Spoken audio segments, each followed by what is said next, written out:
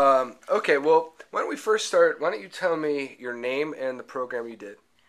Leah Fugate. I am a certified clinical medical assistant, and I am a graduate of the Associate of Science of Health Sciences. Okay, and how did you hear about UMA? I actually did my homework. Certain ones in the area, and I'm not going to say names, okay, do not provide externships. Plus, I am a disabled vet, and I was told that UMA has a program with Bay Pines, the facility where I attend for my medical care.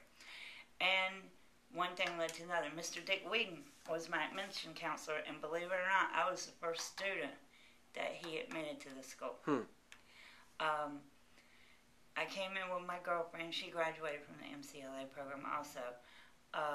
She's working, the last I heard, for a some type of service. Okay, she's also a registered CNA out of New York. Basically, it was an interesting program. I basically came to renew certifications. That was it. And it was actually opened up a few other doors that I had wanted when I was in high school, but because I went in the military, I kind of put those aside. Then you got to raise kids, so you got to wait.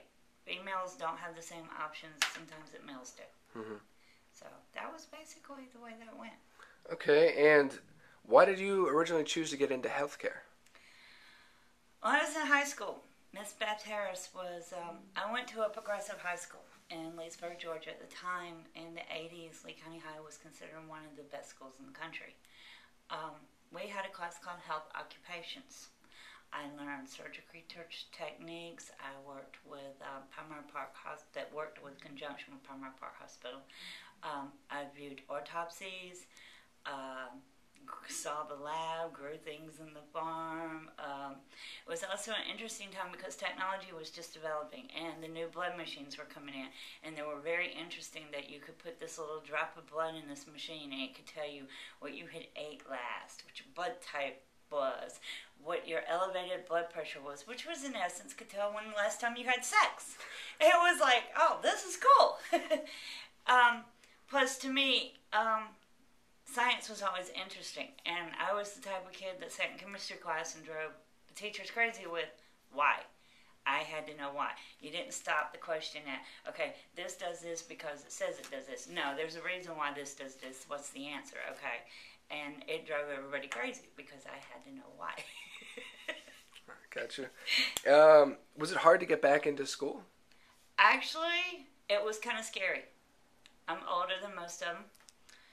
A little bit more self-discipline, a little bit more organized, and in a lot of ways it's kind of funny to sit back and watch, because it's like some of the things that I learned in school, the young people today do not learn.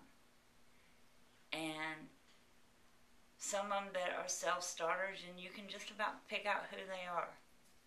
We kind of tend to gravitate towards each other. And in a way, it seems like that's wrong. But we didn't exclude them. They excluded themselves. But when I went here, our class was great. We had a wide variety across the field. We even had different ones that spoke different languages, came from different backgrounds. We had our own little study groups. We did PowerPoint sessions with a lot of the stuff. What one didn't understand, another one did, and we basically bounced it off of each other and provided each other with test reviews, went over it, had a nice big, usually on Sunday before the big test on Monday, we all got together and actually made sure everybody was right on the same page. Oh, that's great. Yeah, we had a great time. Now, what did you like most about UMA? It fit my schedule. For one, I could actually finish it in a timely manner. Most of the things that we needed were provided for us. If there was always a problem, or if you got to a certain point, and I know every student goes there, and it's no exclusion for the older you get to a point that it seems like the whole world goes against you, because anytime you go to do something to improve yourself, you know there's the other shoe that's going to drop, okay? Somebody's going to end up in a hospital. Somebody's got a car wreck. Somebody's going to expect you to start what you're doing and go tend to them. And when you have to stand there and stick to your guns, family, at this point, because you're going to finish what you started. Our illustrious leaders actually help get you through that. When there's personality conflicts, because that's going to happen in any field, and you feel out of sorts, so to speak, or you're not getting the right attitude. And even Miss Becky was really cool in the lab, and so was Chet. Chet turned it into... he made jokes. He was a little rough around the edges. He's an old Chicago businessman, but an old RN that was really cool. And Miss Becky was a lot like a lot of the others of us. Real calm, real cool, and she stuck around and made sure that you were competent in what you were doing and you didn't have any problems. And then if you did hit a snag, she was there to help you through it. And so you liked your instructors here? For the most part, yes. Matter of fact, in the associates program, Miss Doreen was really cool. She brought the biology to life. I mean, we had 30 chapters of biology in 5 weeks. Okay, and it was like, oh my God, I'm gonna die. And to make it worse, I got sick in that. So it was like, okay, this just blows the whole A average thing, I thought. But I squeaked by with an A-. It's like, okay, I got an A. I survived. I think the worst part of the associates program really was Miss Denise. I love math, okay? And I'll sit here and argue string theory with you all day, okay? Because it is interconnected. I don't care who says what. And she is a physics major and a physics professor, but she tutors younger children. And she just did not know how to handle a room full of adults. And we kind of got lost in math class for quite a while. And what was quite interesting was, as I said, Miss Karen taught us sociology, which was really great because sociology is one of those classes where you don't get to the why. You just get the question. And they don't care about the why. They just want to know, well, what makes you laugh? What makes me laugh? Well, men like this and women like this. They don't care that there's an age difference. They don't care that this is a comedic preference. All they care about is this makes women laugh, this makes men. And that's not me. And she thought it was cool to watch me bat my head up against the wall trying to tone it down just for sociology. English class was interesting. We wrote. We had several interesting guest speakers with cultural diversity, diversity in the workplace, working with people, patient sociology, how the better you know yourself, the better you're able to deal with your patients. You know where your limits are, you can set those limits.